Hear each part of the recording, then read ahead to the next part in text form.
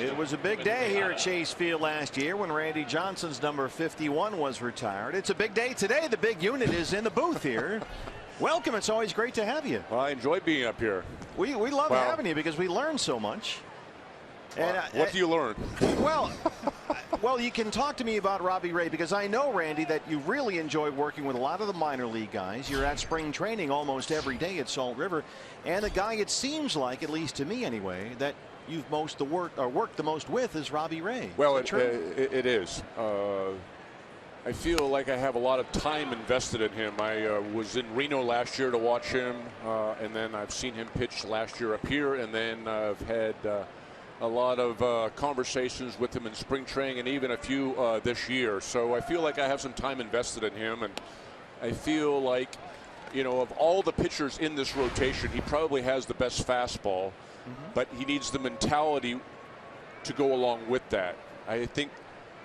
What does that mean? Well, in his evolution of pitching, you know, he can give you 5 good innings and then. Moving to Hada. Look at that! Holy cow! Brandon Drury, go get it. Well, that'll help. That's what you call laid out right there. Oh, yeah. Brandon Drury. Already a big day, an RBI double. Now a spectacular catch in left center. Oh, make like Superman. Yeah. Parallel to the ground there as he makes that catch. Looked like extra bases headed for the gap. What a play by Brandon Drury. Wow. So how do you get Robbie Ray's mentality to match that fastball? I just say that has to come within. You know, that's completely up to him.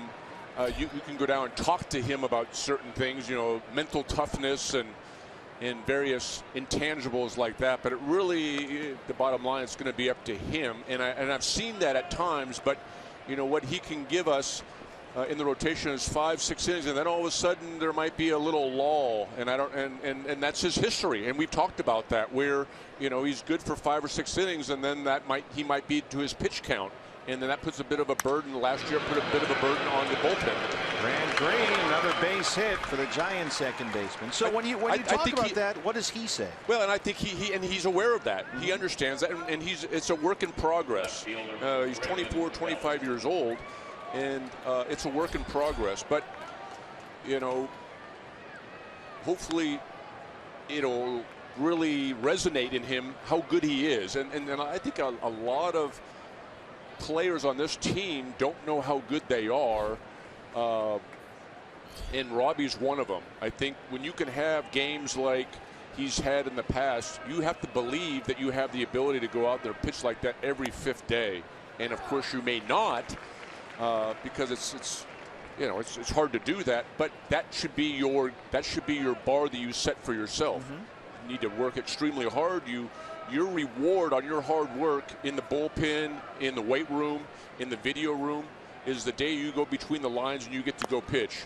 And your reward is the W that the team gets, and inevitably that's what you make your living doing.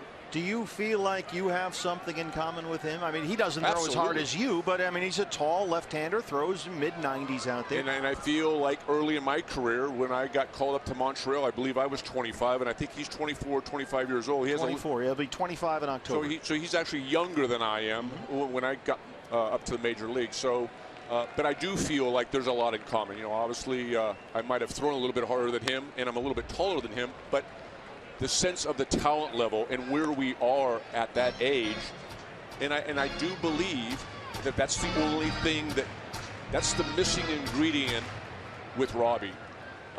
Belief.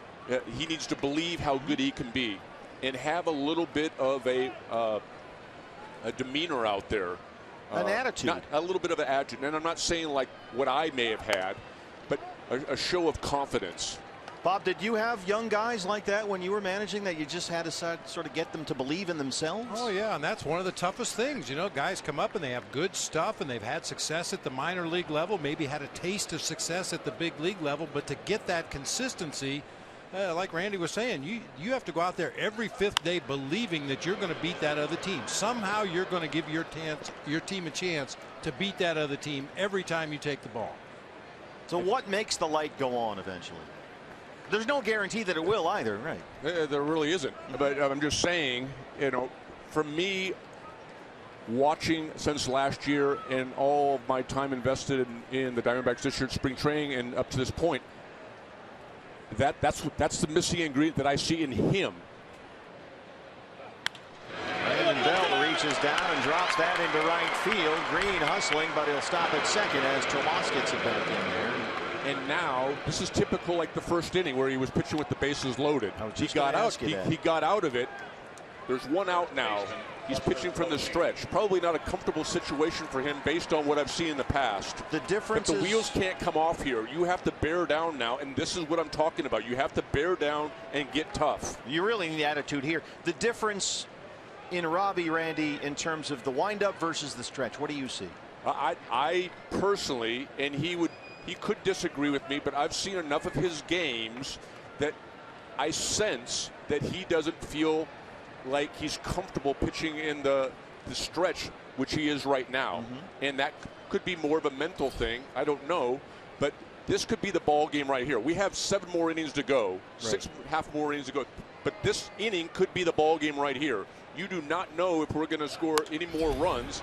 You need to shut them down. That's the mentality I had later in my career that I developed. This is the mentality that he has to start understanding right now, that the game's on the line right here. You got 1 out and 2 guys on base. And he's got an MVP. And you're going to the heart of their order right now. Yeah. This could be the game right here. Well, he was in a big mess in the first. And he got out of it. With 1 out, got out of it. So let's see how it works out. And this is also where his pitch count goes up. And he understands that because we've had discussions about that. So he's fully aware of these things. You know, and I think that's important when you understand these things. Yeah, that's an out. Good. Bourne is there. It's a big out, number 2. And I would be remiss if I didn't say happy birthday to Glenn Sherlock's mom in Florida. I talked to Glenn before I came up here before the game started, and she is watching in Florida, and it's her 94th birthday. So Mrs. Sherlock, happy birthday from Randy and the crew up here in the booth, and your son. That's terrific. Yeah, we're very proud of Sherles. He's a survivor. He's been here since day one. Yes. Through all the changes in ownership and general managers and players, Sherlock is the one constant on that staff. The original Diamondback. All right, one more big out to get here, Randy. Brandon Crawford struck out his first time against Robbie Ray, and there's a good start. Strike 1. Great fastball, 95. But he needs to utilize that. Get ahead in the count and understand as soon as you're ahead in the count, now you have the flexibility and the luxury of throwing the pitches that you want, not the pitches that you have to throw. A slider here, maybe a changeup, or if he's feeling good about his fastball. Ooh, hit him. Well, he plunked him. So now he'll work with the bases loaded against Mac Williamson, just like he did in the first. As usual, the catcher takes the brunt of it.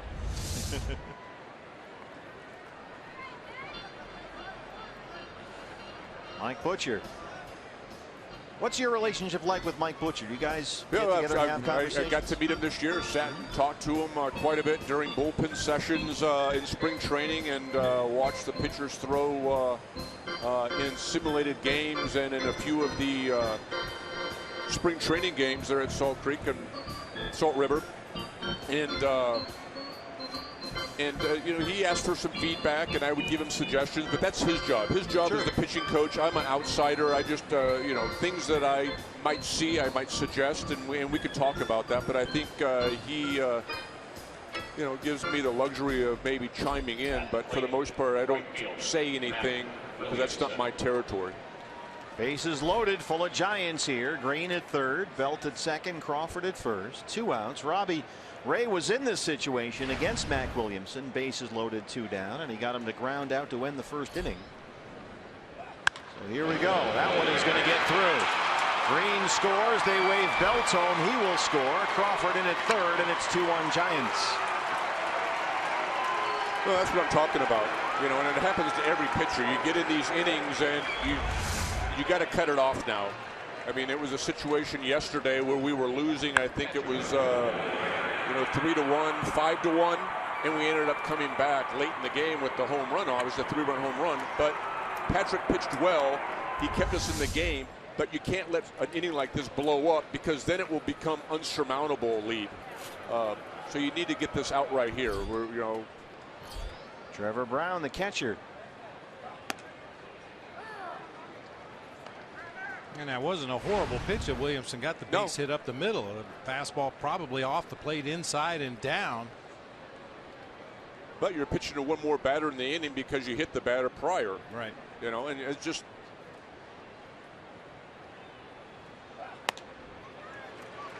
a situation where it took me years to understand. And, you know, I could go out and throw 135 pitches in a game, and what would be sore on me is that I was thinking so much in the game because I was so focused. My body physically felt fine after what should be sore, but it was me thinking so much, being so focused.